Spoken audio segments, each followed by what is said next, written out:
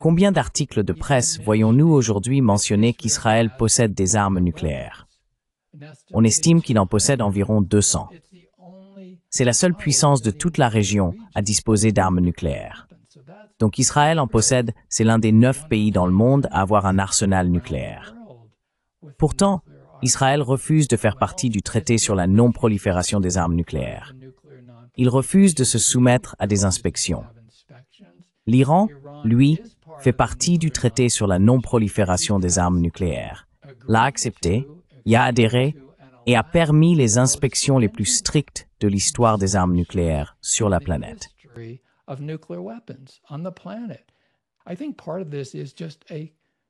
Je pense qu'une partie de cela relève simplement d'un mépris total pour la véritable diplomatie. Il ne fait vraiment aucun doute que l'invasion de l'Irak aurait pu être évitée en 2003 si le gouvernement des États-Unis, au plus haut niveau, n'avait pas manifestement été déterminé à envahir.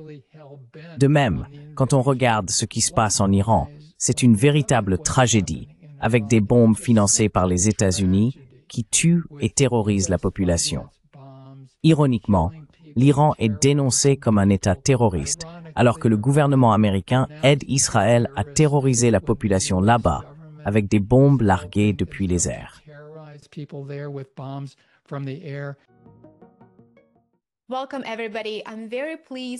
Bienvenue à tous. Je suis très heureux d'accueillir parmi nous Norman Solomon, un journaliste américain de renom et critique des médias. Norman a écrit un livre fascinant intitulé « La guerre rendue invisible », comment l'Amérique dissimule le coût humain de sa machine militaire. Aujourd'hui, plus que jamais, ce livre est indispensable.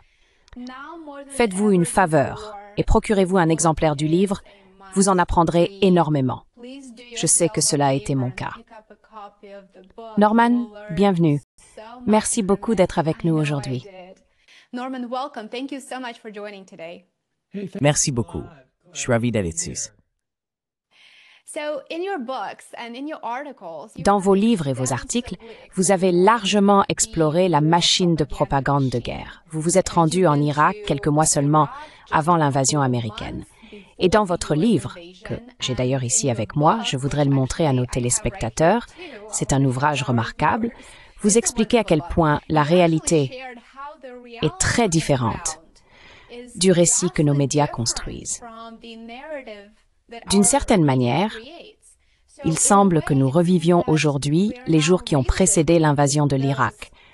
Ce que nous voyons actuellement pourrait être un Irak 2.0.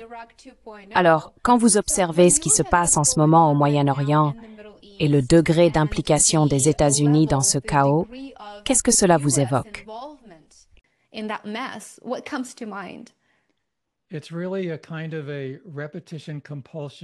C'est vraiment une sorte de trouble de la compulsion à la répétition qui règne dans les médias et la politique des États-Unis.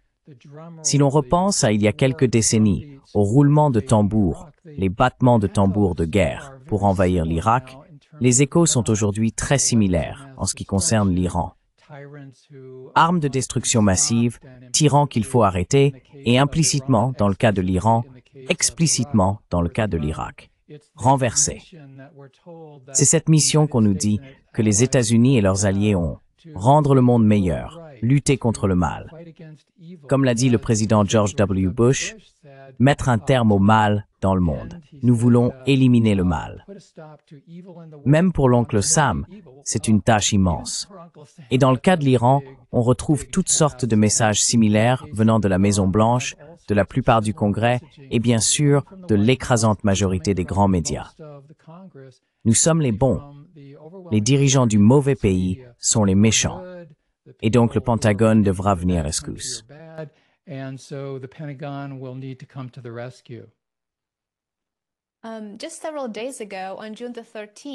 Il y a seulement quelques jours, le 13 juin, Israël a attaqué l'Iran.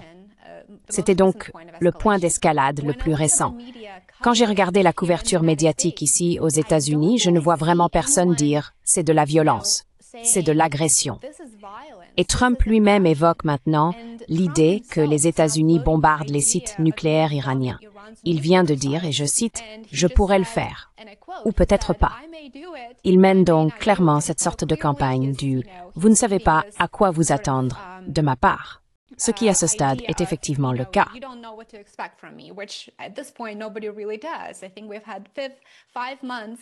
Je pense que nous avons connu 5 mois d'instabilité économique et politique, et il est difficile de contester cela. Mais encore une fois, personne n'écrit d'articles d'opinion ou ne prend la parole pour dire « Vous savez quoi ? Les frappes contre des installations nucléaires, ce sont des actes de terrorisme. » Les attaques contre des sites nucléaires sont interdites par la Charte des Nations Unies. Que pensez-vous donc de la couverture médiatique américaine des événements depuis le 13 juin, ainsi que de la rhétorique et des publications du président Trump sur X et Truth Social?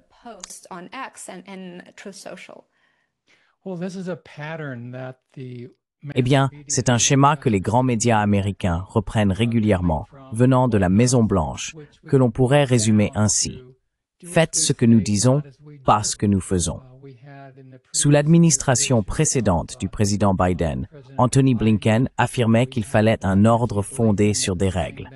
En réalité, cela signifie « nous faisons les règles, nous les enfreignons, nous faisons ce que nous voulons et nous montrons du doigt les pays qui font comme nous, mais nous avons le pouvoir et la force de prétendre et aussi d'affirmer par nos actes que la force fait le droit. » Vous soulignez donc un point essentiel.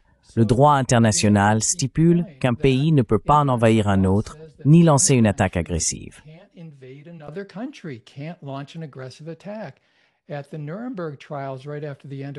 Lors des procès de Nuremberg, juste après la fin de la Seconde Guerre mondiale, le tribunal a jugé que le crime international ultime était la guerre d'agression. Eh bien, les États-Unis sont très doués. Washington, les hauts responsables, excellents pour pointer du doigt d'autres pays. Le terme courant pour cela est l'hypocrisie. Mais à bien des égards, c'est bien pire. Car dans notre monde riche, ce qui se passe est présenté au peuple américain à travers les médias de masse, à travers les discours et déclarations des responsables. Ainsi, lorsque les États-Unis attaquent l'Afghanistan en 2001, cela est maquillé et présenté comme quelque chose de véritablement noble. Lorsque les États-Unis, en mars 2003, envahissent l'Irak, là encore, cela est présenté comme quelque chose de tout à fait merveilleux.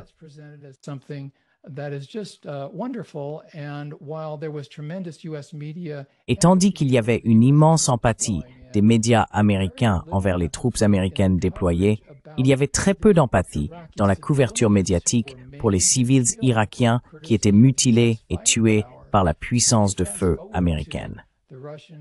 Avançons jusqu'à l'invasion russe de l'Ukraine. Les médias américains l'ont massivement condamné. Eh bien, je pense que c'était mal. Je suis contre le fait qu'un pays en envahisse un autre et bombarde des villes. Mais ensuite, nous voyons le gouvernement américain approuver et armer ce qu'Israël fait à Gaza, où nous en sommes maintenant à presque 20 mois, selon le dernier décompte, avec le gouvernement israélien infligeant à plus de 2 millions de civils palestiniens à Gaza, ce que Human Rights Watch et Amnesty International ont qualifié de génocide.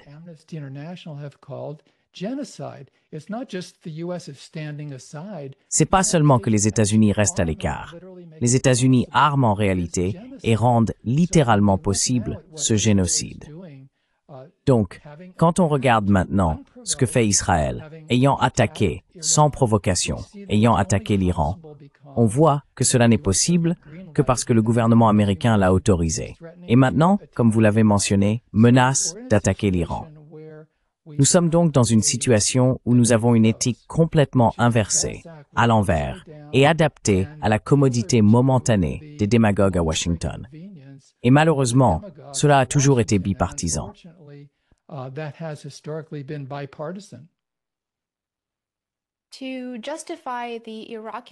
Pour justifier l'invasion de l'Irak, on nous a dit que Saddam Hussein possédait des armes de destruction massive. Des années plus tard, nous avons appris que c'était un mensonge complet. En plus de ce mensonge, il y en avait beaucoup d'autres. L'un des pires était l'affirmation selon laquelle des soldats irakiens auraient jeté des nouveau-nés hors de leur couveuse dans un hôpital koweïtien, les laissant cruellement mourir. Cela aussi était un mensonge, mais cela a clairement contribué à susciter la colère de milliers de personnes ici, aux États-Unis. Cela a servi son objectif et a donc soutenu l'invasion. Cela a fabriqué le consentement. Aujourd'hui, nous voyons plusieurs récits être construits pour créer ce « nous », c'est-à-dire Israël et les États-Unis, contre eux, l'Iran, afin de justifier des bombardements et davantage de violence. Quelle similitude existe-t-il entre la propagande de la guerre en Irak et celle de la guerre contre l'Iran?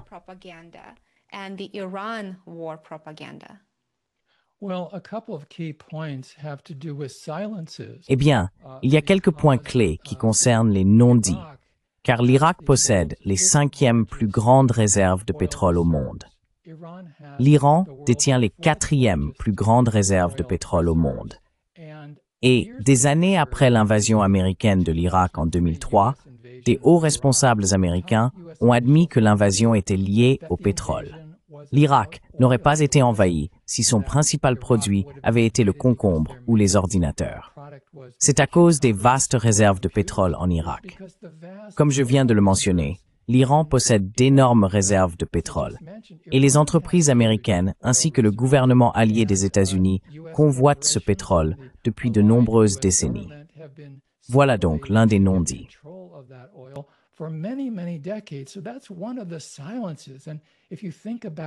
Et si vous réfléchissez à l'énorme couverture médiatique qu'a reçue cette attaque israélienne contre l'Iran ces derniers jours, combien de ces articles ou journaux télévisés mentionnent même le pétrole? Et pourtant, si l'on comprend ce qui s'est passé lors de l'invasion de l'Irak, et que l'on remonte, comme je le cite dans War Made Invisible, aux déclarations du général Abi Zaïd, par exemple, qui était à la tête des forces américaines 2 ans après l'invasion qu'il a contribué à mener, puis l'occupation qu'il a dirigée. Le général Abi Zaïd a dit « Bien sûr que c'était pour le pétrole ». L'ancien secrétaire à la Défense, Hagel, a également déclaré « Ne faisons pas semblant, c'était clairement pour le pétrole ».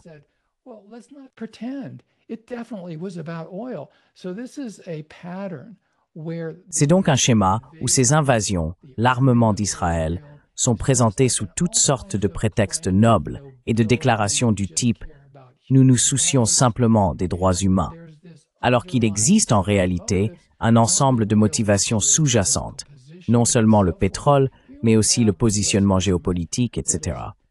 Nous avons ici le gouvernement américain totalement aligné avec l'Arabie saoudite, l'un des régimes les plus répressifs de la planète, où des personnes sont torturées quotidiennement pour avoir été dissidentes.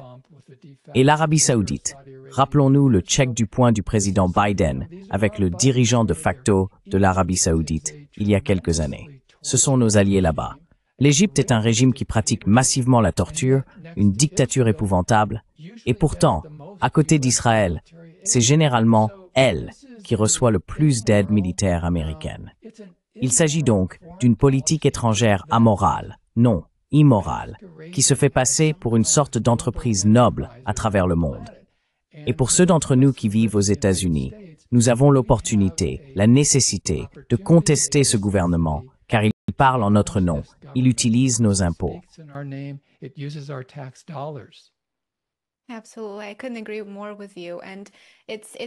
Absolument. Je ne pourrais pas être plus d'accord avec vous. Et c'est vraiment orwellien quand on entend dire que, vous savez, les Iraniens doivent être libérés et donc nous allons leur apporter cette libération et cette démocratie en les bombardant. C'est la manière la plus étrange et immorale, bien sûr, d'amener les Américains à réfléchir à ce qui se passe de façon très étroite et superficielle, sans vraiment comprendre ce que cela signifie. Par exemple, il y a seulement quelques heures, j'ai remarqué, et j'ai été tellement choquée par cela, que le député Randy Fine a publié sur X. Il a dit, et je cite, « Je veux féliciter Israël pour son bombardement principalement pacifique de l'Iran. » C'est de la novlangue orwellienne, n'est-ce pas?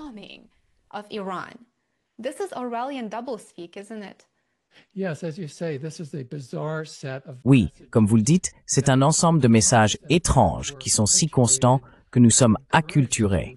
On nous encourage à penser que, eh bien, c'est normal. C'est ainsi que le monde fonctionne. Et une grande partie de cela, et j'ai un chapitre à ce sujet dans La guerre rendue invisible, c'est que certaines vies comptent vraiment, et d'autres non. Et c'est le principe sous-jacent, vous savez, que les vies américaines comptent plus, bien plus que les vies ailleurs dans le monde, à moins qu'il ne s'agisse de pays habités ou dirigés par des gouvernements alliés aux États-Unis.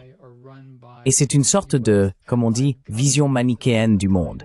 C'est un monde du bien et du mal, une séparation entre tous les habitants de la planète. Eh bien, c'est corrosif.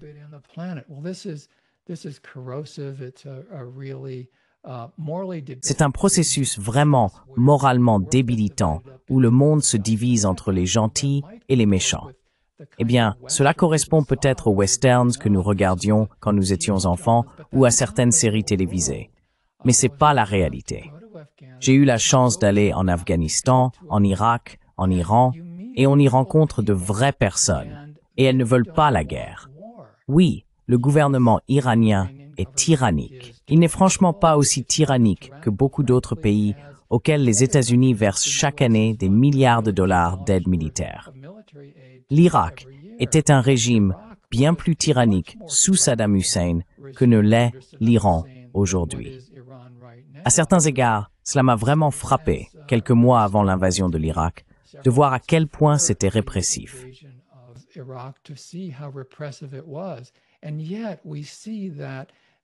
Et pourtant, nous voyons que l'invasion, l'effort de changement de régime, a été bien pire pour les personnes vivant là-bas que ce qui existait auparavant. Je pense qu'une partie de cela relève d'un mépris total pour la véritable diplomatie. Il ne fait vraiment aucun doute que l'invasion de l'Irak aurait pu être évitée en 2003 si le gouvernement des États-Unis, au plus haut niveau, n'avait pas été clairement déterminé à envahir. De même, lorsque nous regardons ce qui se passe en Iran, c'est une véritable tragédie, avec des bombes financées par les États-Unis qui tuent et terrorisent la population. Ironiquement, l'Iran est dénoncé comme un État terroriste, alors que le gouvernement américain aide Israël à terroriser la population là-bas avec des bombes larguées depuis les airs.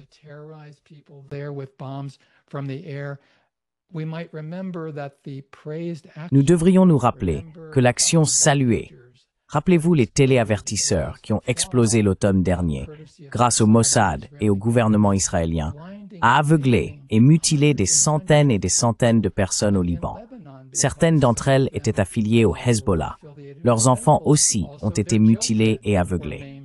Eh bien, Leon Panetta, ancien directeur de la CIA et ancien secrétaire à la défense des États-Unis, est passé à la télévision quelques jours plus tard et a déclaré « Il n'y a aucun doute, c'est du terrorisme ».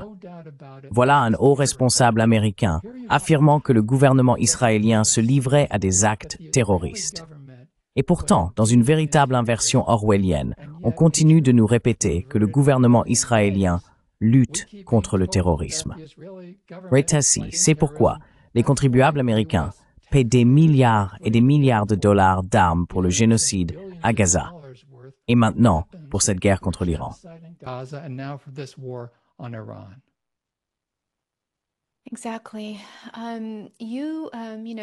Exactement. Vous avez été journaliste et vous êtes un journaliste chevronné. Vous avez vu tant d'aspects différents du métier de journaliste aux États-Unis. Pourriez-vous nous expliquer comment le journalisme façonne l'opinion publique aux États-Unis? Quelles techniques sont utilisées pour non pas simplement vous dire ce qui se passe, mais vous dire comment penser ce qui se passe dans le monde?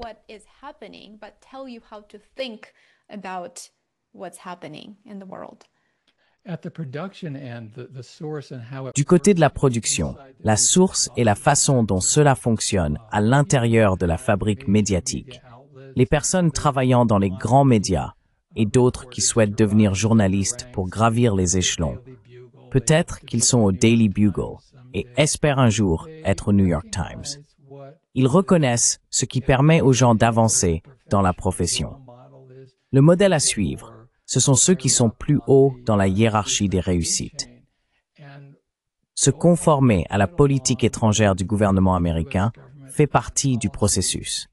Ce n'est pas qu'on ne puisse pas chipoter sur les tactiques, sur la question de savoir si c'est la bonne guerre, au bon moment et au bon endroit. Oui, on peut critiquer tactiquement ce que fait le gouvernement américain.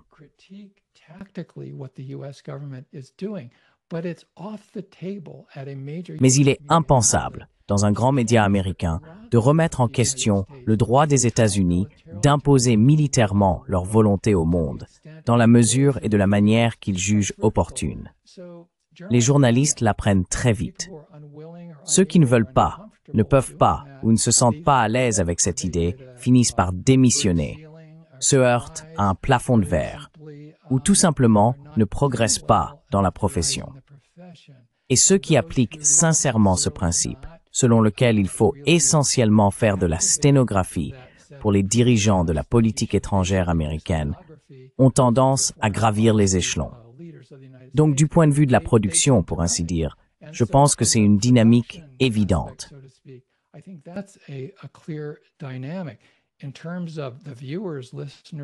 En ce qui concerne les téléspectateurs, auditeurs et lecteurs des médias de masse, c'est une fenêtre sur le monde largement teintée de rouge, de blanc et de bleu.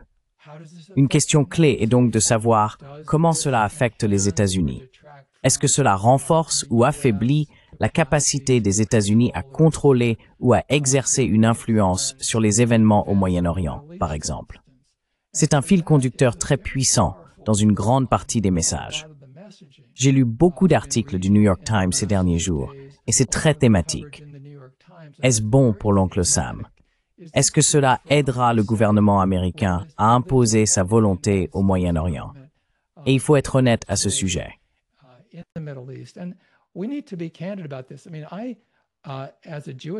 Je veux dire, moi, en tant qu'Américain juif, enfant, on me donnait des boîtes bleues et blanches. Je faisais le tour pour collecter des pièces afin de planter des arbres en Israël. J'ai grandi dans cet environnement, celui où Israël est vraiment du bon côté, et où l'on doit partir de ce principe. En réalité, je suis désolé de le dire, c'est tout le contraire.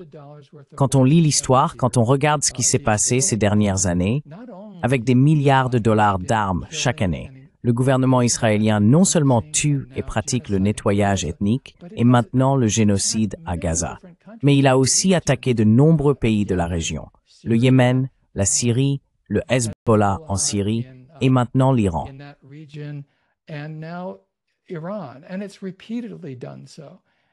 Et cela s'est produit à plusieurs reprises. Et oui, on entend parler des hostilités envers Israël. Le cliché, c'est « oui, Israël est dans un mauvais quartier », mais on crée de mauvais voisins quand on ne veut pas la paix, quand on utilise le point de fer pour essayer de les écraser. Et dans ce cas, les aspirations légitimes aux droits humains et à l'autodétermination du peuple palestinien. J'ajouterais que de fait, le gouvernement américain a acheté l'Égypte, il a acheté l'Arabie saoudite, il a acheté d'autres gouvernements de la région. Donc ces gouvernements font semblant de soutenir les droits des Palestiniens. Mais quand il faut vraiment agir, ils ne sont tout simplement pas là.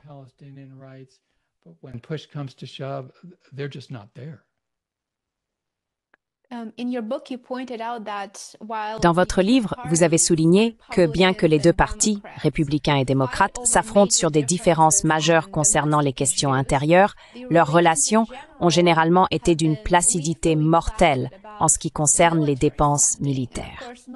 Et bien sûr, les dépenses militaires sont l'un des enjeux clés, à mon avis, dans le contexte du militarisme et de l'interventionnisme américain. Et votre affirmation est tellement juste. Elle l'était à l'époque et aujourd'hui, elle est absolument pertinente. Il suffit de regarder la plateforme pro-paix de Trump sur laquelle il faisait campagne.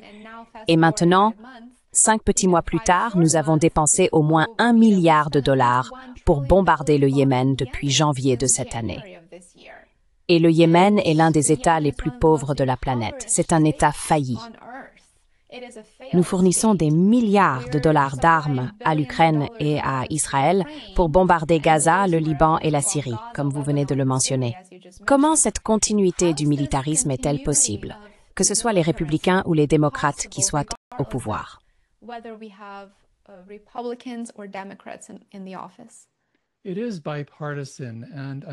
C'est bipartisan, et malheureusement, cela a une longue histoire. Lorsque les démocrates critiquent les républicains pour la répression intérieure ces derniers mois, je pense que c'est une critique tout à fait valable. Nous avons actuellement un régime Trump très fascisant sur le plan intérieur. En même temps, lorsqu'on regarde la politique étrangère, comme vous le suggérez, il y a cette croyance que les différences partisanes, comme le dit l'expression, devraient s'arrêter à la frontière et que nous devrions être unis en matière de politique étrangère et de guerre. Eh bien, cela a été une idée catastrophique. Je suis assez âgé pour avoir grandi adolescent pendant la guerre du Vietnam, et c'était complètement fou. C'était destructeur. On disait aux gens, et ils le croyaient souvent, que le patriotisme signifiait soutenir le président, qui est le commandant en chef pour la guerre en Asie du Sud-Est. Mais qu'est-ce qu'a engendré?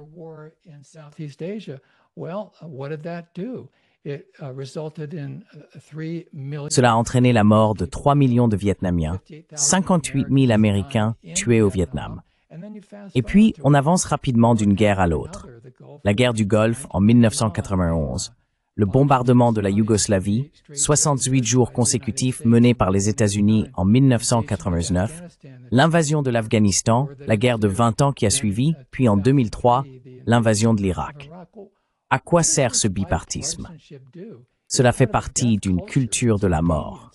C'est de l'obéissance. C'est simplement dire « je vais me taire ». Le grand leader, quel que soit le nom qu'on lui donne, nous le suivrons dans l'abîme. Et même si les gens s'en moquent, et je pense que nous devrions vraiment nous en soucier, du massacre, du terrorisme que le financement militaire américain provoque aujourd'hui à Gaza, en Iran, même si nous ne nous soucions pas de ces êtres humains, et je dis que nous le devrions vraiment, il faut aussi se rappeler que tout finit par se retourner contre nous.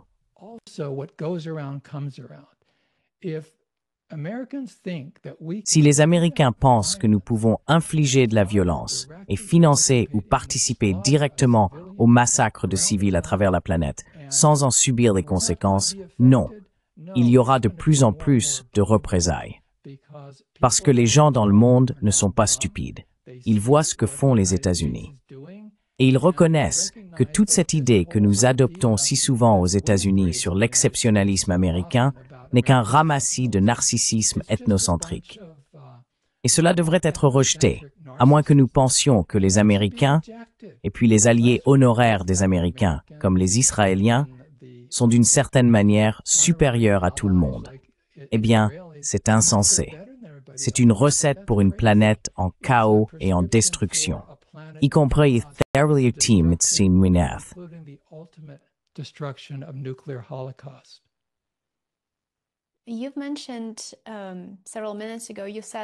Vous avez mentionné il y a quelques minutes que, dans ce récit de propagande de guerre, il est courant de voir des opinions selon lesquelles, eh bien, la mort de certaines personnes compte, mais celle des autres, non. Ainsi, pour fabriquer le consentement à une intervention militaire, jusqu'à l'envoi de soldats américains sur le terrain dans le pire des cas, l'autre camp, notre adversaire, doit être totalement et absolument déshumanisé.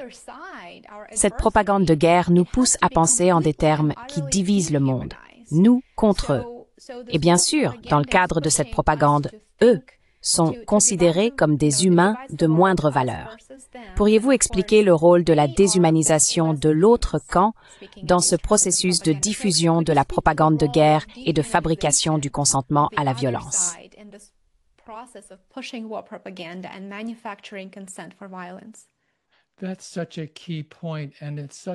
C'est un point tellement crucial, et c'est un fil conducteur malheureusement si constant dans les médias et la politique aux États-Unis. Quand on regarde par exemple la façon dont l'invasion et la guerre russe, qui ont causé tant de souffrances parmi les civils en Ukraine, sont couvertes, dans la mesure où la technologie le permet, les médias américains ont vraiment tout fait pour transmettre la souffrance des civils face à cette invasion. On compare cela au réel manque d'intérêt ou de volonté des médias américains à montrer ce que la puissance de feu du Pentagone a infligé, année après année, aux civils en Afghanistan et en Irak. C'est comme si les victimes d'une invasion étaient de vrais êtres humains. Et puis les victimes d'une autre invasion menée par les États-Unis. Oh, eh bien, ce n'est pas grave.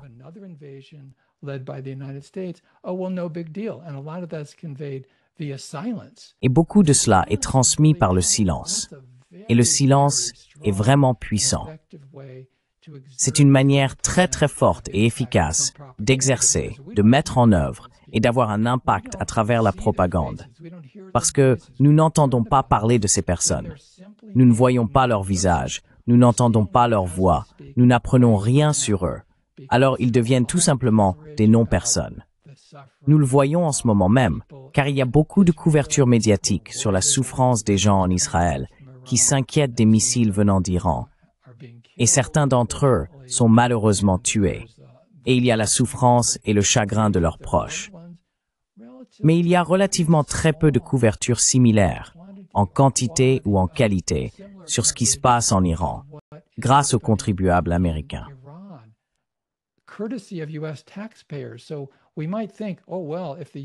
On pourrait donc penser, eh bien, si le gouvernement américain est responsable d'armer les attaques contre l'Iran, ne devrions-nous pas voir des reportages sur les conséquences humaines de cet armement et de ces bombardements? Eh bien, non. Et cela s'explique en partie par une forte croyance dans la technologie américaine, comme si Dieu avait béni les missiles américains, qui sont sans égal dans le monde, la technologie aérienne la plus meurtrière et la plus létale. Donc, littéralement, et au sens figuré, nous sommes au-dessus de tout cela, parce que nous sommes Américains et que nous possédons cette technologie. Vous savez, je suis d'accord, lorsque les médias américains condamnent les attentats suicides, remplir un coffre d'explosifs et le lancer dans une foule ou lors d'un événement officiel.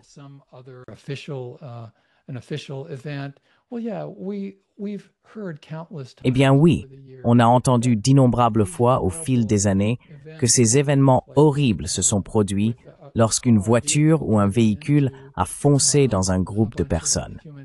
Mais ensuite, quand il s'agit d'une bombe de 900 kilos que les États-Unis fournissent à Israël, c'est une toute autre histoire, parce que c'est de la haute technologie. Quand le gouvernement américain fait voler un avion à des milliers de mètres d'altitude et largue une bombe sur des gens, alors c'est encore autre chose. Au lieu d'être qualifié de terrorisme primaire, c'est de la haute technologie, et c'est souvent salué.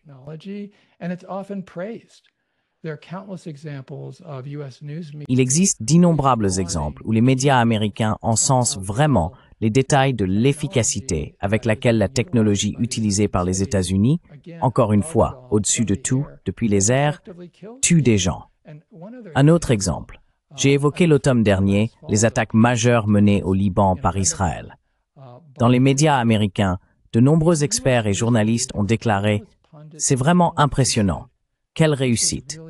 C'est une avancée technologique révolutionnaire de la part des Israéliens. » Il y avait de l'admiration, des éloges, alors même que, comme je l'ai mentionné, l'ancien directeur de la CIA, Leon Panetta, a reconnu qu'il s'agissait de terrorisme.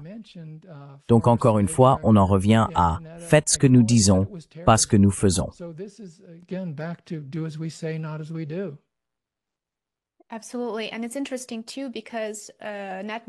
Absolument. Et c'est d'autant plus intéressant que Netanyahou a même offert à Trump un paget en or, n'est-ce pas? Donc, c'était en quelque sorte. Encore une fois, je ne trouve pas de meilleur terme pour le décrire que purement orwellien. Après avoir tué des enfants, nous avons vu tellement de vidéos et d'images de cette attaque partagée, et il n'a pas fallu longtemps pour constater qu'il y avait tant d'enfants tués ou à jamais blessés par cela. Et pourtant, on offre un paget en or au président des États-Unis à la Maison-Blanche.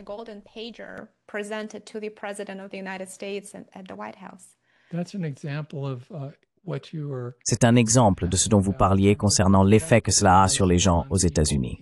Il y a la production, puis il y a, pour ainsi dire, la consommation des médias. Et nous avons des opportunités. Oui, beaucoup de gens se laissent berner. Ils sont entraînés dans ce cercle de messages orwelliens et ils y adhèrent. Ils y croient. Mais beaucoup de gens ne le font pas. Et de plus en plus de gens ne le font pas. Et c'est là que je pense qu'il y a une combinaison de compréhension plus profonde et d'action qui est si importante. Ce programme est important, continuellement, parce que vous avez des invités, encore et encore, qui démystifient, qui déconstruisent, qui expliquent la vérité sous la propagande de surface. Ce que nous devons absolument apprendre aux États-Unis. Nous devons mieux comprendre cela.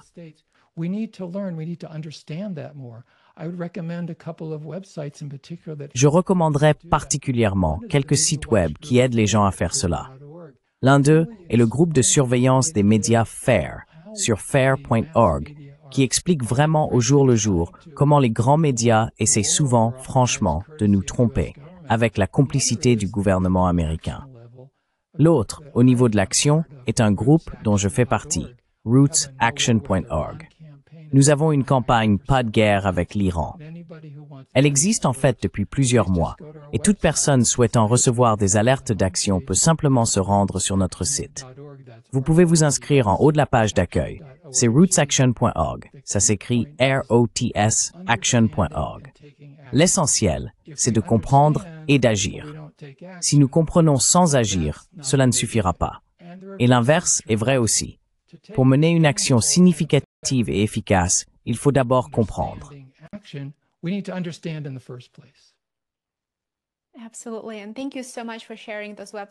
Absolument. Et merci beaucoup d'avoir partagé ces sites web. Je veillerai à les inclure dans la description ci-dessous. Je recommande également à nos spectateurs de suivre les liens, de s'impliquer et de s'informer. L'un des principaux moteurs de la propagande est ce récit autour des armes nucléaires. J'aimerais aussi aborder ce sujet car je pense que beaucoup de gens s'en servent comme excuse pour justifier l'agression envers l'Iran. Il y a beaucoup à dire à ce sujet, mais je mentionnerai simplement que depuis 1995, Netanyahou affirme que l'Iran est à quelques semaines ou quelques mois de développer une arme nucléaire. Depuis, et cela n'a toujours pas produit.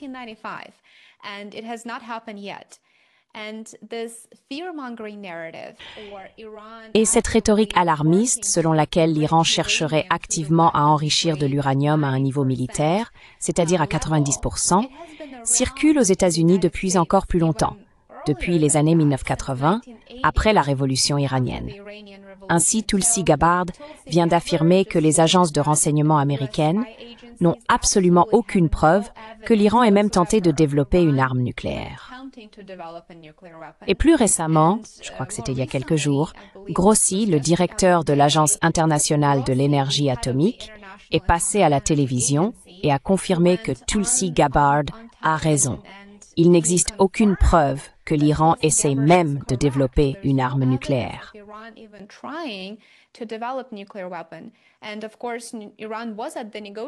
Et bien sûr, l'Iran était à la table des négociations et les négociations ont été sabotées par l'attaque du 13 juin. Donc, en même temps, nous avons toutes ces déclarations. Nous avons le témoignage au Congrès de Tulsi Gabbard, nous avons Grossi de l'Agence de l'énergie atomique qui affirme oui, elle a raison, il n'y a aucune preuve. Pourtant, on nous demande de croire que toutes ces personnes ont tort et que l'Iran représente une menace non seulement pour Israël, mais aussi pour les États-Unis. Pourquoi cela? Pourquoi continuons-nous à croire à ces mensonges alarmistes alors qu'en réalité, les preuves démontrent le contraire?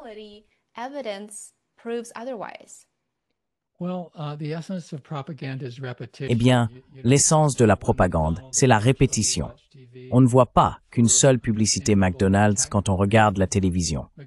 Pour des raisons tactiques compréhensibles, McDonald's continue de diffuser des publicités encore et encore. Il en va de même pour les messages. Comme vous le soulignez, nous avons entendu ce récit alarmiste. Cela dure depuis des années, voire des décennies, et cela passe beaucoup par l'omission. Combien de reportages voyons-nous aujourd'hui qui mentionnent même qu'Israël possède des armes nucléaires? On estime qu'il en possède 200.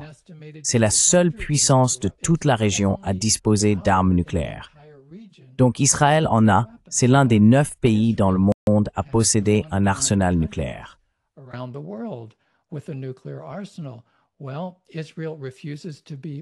Eh bien, Israël refuse de faire partie du traité sur la non-prolifération des armes nucléaires. Il refuse de se soumettre à des inspections. L'Iran, lui, fait partie du traité sur la non-prolifération. Il y a adhéré il a accepté et permis les inspections les plus strictes de l'histoire de l'armement nucléaire sur la planète. Sont-ils des saints? Non. Mais le fait est que le guide suprême continue d'affirmer que les armes nucléaires sont contraires à la loi islamique. Lorsque j'étais en Iran, c'était pendant une élection présidentielle en 2005, et j'ai parlé à l'ancien président Rafsanjani, et je lui ai posé une question. Je n'avais droit qu'à une seule, c'est un homme très occupé. Et je lui ai demandé, pensez-vous que l'Iran devrait, selon la loi islamique, posséder des armes nucléaires? Il a répondu, non, c'est interdit.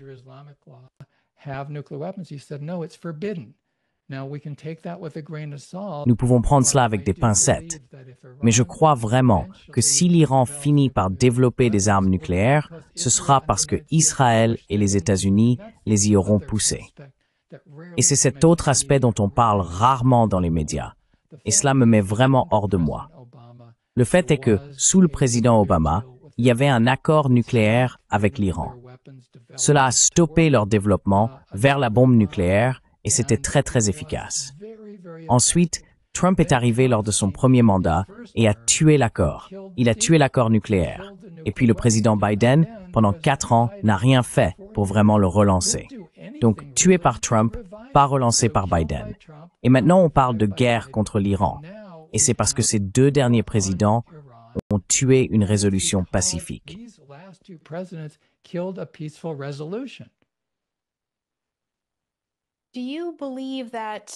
Pensez-vous qu'il soit encore possible d'arrêter cette machine de guerre en ce moment?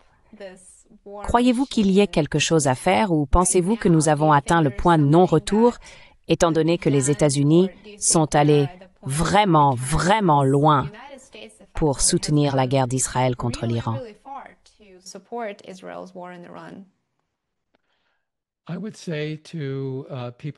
Je dirais aux gens des États-Unis, comme le veut le cliché, mes chers compatriotes, mais je dirais aux gens des États-Unis, ou d'ailleurs dans le monde, que nous ne devons jamais abandonner.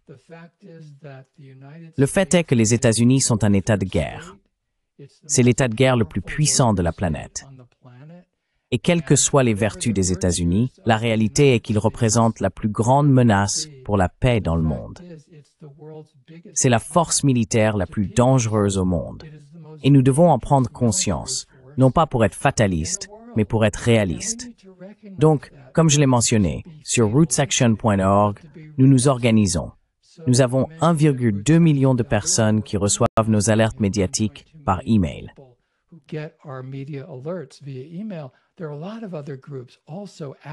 Il y a beaucoup d'autres groupes également actifs, des personnes de base, sincères, très attentionnées dans des communautés à travers les États-Unis et d'ailleurs dans le monde entier, qui œuvrent pour la paix. Et cela me rappelle quand je suis allé au souk et que quelqu'un à Téhéran vendait des sous-vêtements en 2005. La personne derrière le comptoir parlait un peu anglais. Je ne parlais pas du tout le farsi.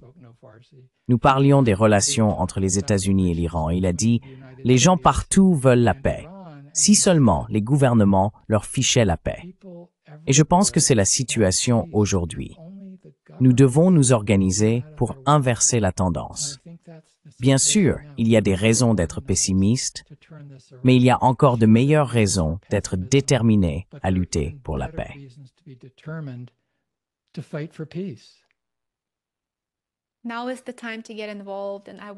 C'est le moment de s'impliquer et je laisserai les liens dans la description ci-dessous. S'il vous plaît, engagez-vous et faites-vous également une faveur en achetant ce livre merveilleux. Il regorge d'enseignements et j'ai énormément appris grâce à lui. C'est en fait l'un de mes livres préférés, je dois le dire, simplement parce qu'il est tellement pertinent. Nous revivons ce que vous avez décrit ici. Nous sommes en quelque sorte en train d'en vivre une rediffusion, d'une certaine manière. Donc, merci beaucoup pour cette conversation. Merci de m'avoir rejoint et j'espère vraiment que vous reviendrez car j'aimerais beaucoup avoir votre avis sur ces événements au fur et à mesure qu'ils se déroulent. Oh, je serais très heureux de le faire. Et merci beaucoup pour ce programme connu. C'est vraiment très important.